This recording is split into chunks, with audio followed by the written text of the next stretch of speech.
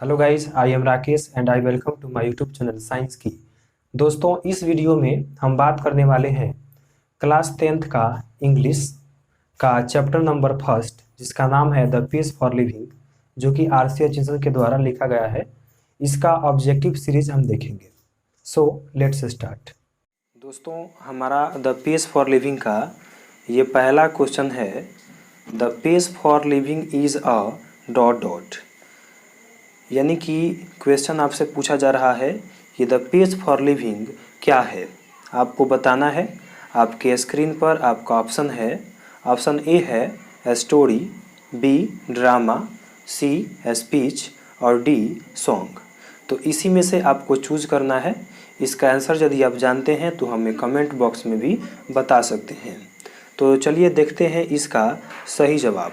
तो इसका सही जवाब होगा द पेज फॉर लिविंग एक ड्रामा है, यानी कि ऑप्शन नंबर बी इसका करेक्ट आंसर है। Option number B drama.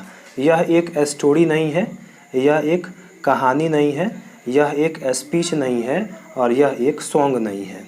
तो इस तरह से जब भी आपसे द पेज फॉर लिविंग क्या है पूछा जाए तो इसका correct answer option number B drama. Drama याद रखें। इसी तरह दोस्तों हम दूसरे क्वेश्चन देखते हैं। दूसरा क्वेश्चन है हमारा, who has retain the page for living. Who has retain the page for living, यानी कि आपसे पूछा जा रहा है कि द पेज फॉर लिविंग के राइटर कौन है, द पेज फॉर लिविंग को किसने लिखा है। तो ऑप्शन है आपके स्क्रीन पर। ए है R C. Hutchinson, B Mahadevi Verma, C Satyajit Ray और डी लियो टॉल्स्टॉय। तो आप इसका आंसर चूज कर सकते हैं कि पहले चैप्टर का राइटर कौन है। तो ऑप्शन है ए, जो आप ए ऑप्शन देख रहे हैं, ए ऑप्शन आर.सी. हचिंसन, यही इसका करेक्ट आंसर होगा। आर.सी. हचिंसन इसका करेक्ट आंसर होगा, क्योंकि आप जानते हैं कि ऑप्शन जो नीचे है बी महादेवी वर्मा, ये महादेवी वर्मा तीसरे चैप्टर के लेखक हैं। महादेवी वर्मा तीसरे चैप्टर के लेखक हैं। तीसरा चैप्टर हमारा क्या है तो गिल्लू। गिल्लू के लेखक कौन है तो महादेवी वर्मा। तो ये वाला जो आपका बी है वो बी नहीं होगा। और सी है सत्यजीत रॉय। तो सत्यजीत रॉय आप जानते हैं कि चौथा पाठ लिखे हैं।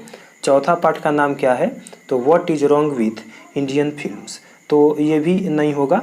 और जो डी है लियो टॉल्स्टॉय, ये लियो टॉल्स्टॉय हमारा 8वां चैप्टर लिखे हैं जिसका नाम है लिटिल गर्ल्स विजर दैन मैन। तो इस तरह से इसका करेक्ट आंसर क्या होगा तो option number A RC. Hutchinson. इस तरह से आप याद रख सकते हैं। आगे बढ़ते हैं तीसरे क्वेश्चन की ओर। तीसरा क्वेश्चन है हमारा, RC. Hutchinson is a dot dot novelist, यानी कि आर.सी. हचिंसन किस प्रकार के नॉवेलिस्ट थे। नॉवेलिस्ट का मतलब कि उपन्यासकार। जो लोग उपन्यास लिखते हैं वो लोग नॉवेलिस्ट होते हैं, अर्थात उपन्यासकार होते हैं। तो आपसे यही पूछा गया है कि आर.सी. हचिंसन किस प्रकार के नॉवेलिस्ट थे। ऑप्शन है ए इंडियन, यानी कि भारतीय, बी ब्रिटिश थे, सी अमेरिकन और डी नेपाली। इसमें से आपको चूज करना है। आप चैप्टर पढ़े होंगे द पेज फॉर लिविंग, तो उसमें आपको बताया गया होगा चैप्टर के शुरू में ही जब राइटर का इंट्रो शुरू होता है तो उसी समय आपको बताया जाता है। तो अगर आप नहीं पढ़े हैं तो आप कृपया इसको ध्यान रखें कि आर.सी. हचिंसन एक ब्रिटिश नॉवेलिस्ट थे, यानी कि ऑप्शन नंबर बी इसका करेक्ट आंसर होगा। ये न इंडियन थे, न अमेरिकन थे और न नेपाली थे। तो याद रखें आर.सी. हचिंसन एक ब्रिटिश नॉवेलिस्ट थे। आगे बढ़ते हैं। चौथा सवाल है दोस्तों हमारा, in the page for living RC. Hutchinson captures the agony of dot dot, यानी कि क्वेश्चन आपसे पूछा जा रहा है कि द पेज फॉर लिविंग में आर.सी. हचिंसन कैप्चर्स करते हैं। कैप्चर मतलब कि कैप्चर करना, कब्जे में करना। द एगोनी ऑफ, एगोनी का अर्थ होता है कष्ट, दुख। एगोनी ऑफ यानी कि कष्ट, दुख। तो किस प्रकार के दुख को, किस प्रकार के कष्ट को कैप्चर करते हैं, किसमें? तो द पेस फॉर लिविंग में। कौन करते हैं? तो आरसी हचिंसन। तो ऑप्शन है A modern man, B old man, C clever man और डी फूल मैन। तो इसमें आप आंसर इसका अंदाज़ा लगा सकते हैं, आप बता सकते हैं कमेंट बॉक्स में हमें कि इसका हमसे पहले आपको यदि आंसर पता है तो आप हमें ज़रूर बताएं। तो इसका करेक्ट आंसर होगा option number A modern man. ये मॉडर्न मैन को कैप्चर्स करते हैं। मॉडर्न मैन का जो कष्ट है उसको कैप्चर करते हैं, उसको कब्जे में करते हैं। कौन से चैप्टर में? तो द पेस फॉर लिविंग। और कौन करते हैं? तो आरसी हचिंसन। इसी प्रकार दोस्तों हमारा 5वां क्वेश्चन है, who was cheating the corn merchant, यानी कि कॉर्न मर्चेंट से चीटिंग कौन कर रहा था? कॉर्न मर्चेंट से चीटिंग कौन कर रहा था? दोस्तों क्वेश्चन का हिंदी आप ध्यान से सुने और समझें, तब इसका जवाब आप हमें दें। तो सवाल है कॉर्न मर्चेंट से चीटिंग कौन कर रहा था? तो ऑप्शन है उनकी wife, A wife, B son, C nephew और डी डॉटर। तो इसका करेक्ट आंसर होगा option number C nephew. Nephew का अर्थ होता है भतीजा। तो उनका भतीजा उनसे चीटिंग कर रहा था, किनसे? तो कॉर्न मर्चेंट से। इस तरह से आगे बढ़ते हैं 6वें सवाल की ओर। 6वां सवाल है, who is the chief character in the play? Who is the chief character in the play? सवाल है कि जो सिनेमा था उस सिनेमा में मुख्य चरित्र किसका है, मुख्य भूमिका किसका है? सिनेमा में, जो डबलिन में सिनेमा था उसमें मुख्य भूमिका किसका है?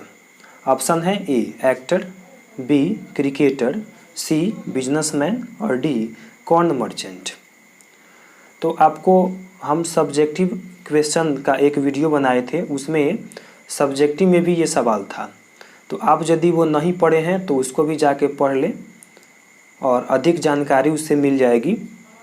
तो उसमें आपको बताया गया था कि जो प्ले था उसमें चीफ यानी कि मुख्य भूमिका किसका था? तो option number D corn merchant.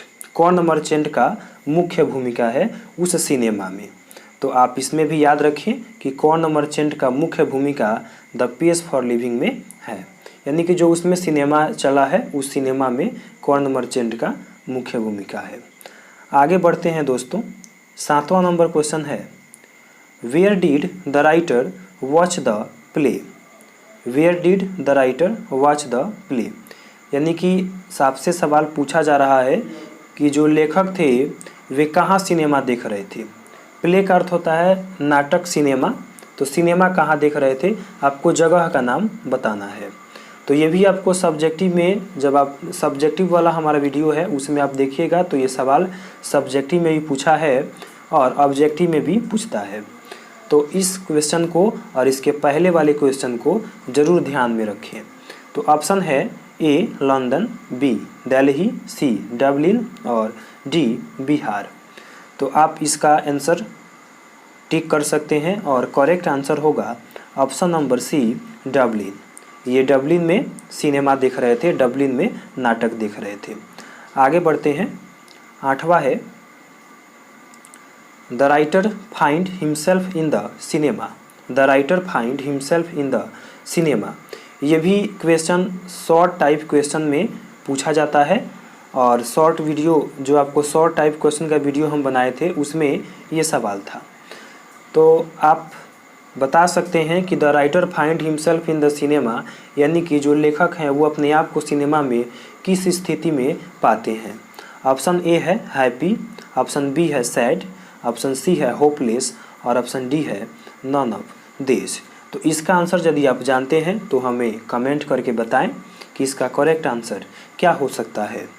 तो इसका करेक्ट आंसर होगा ऑप्शन नंबर सी होपलेस, यानी कि जो राइटर थे सिनेमा में एक होपलेस सिचुएशन में आ गए थे।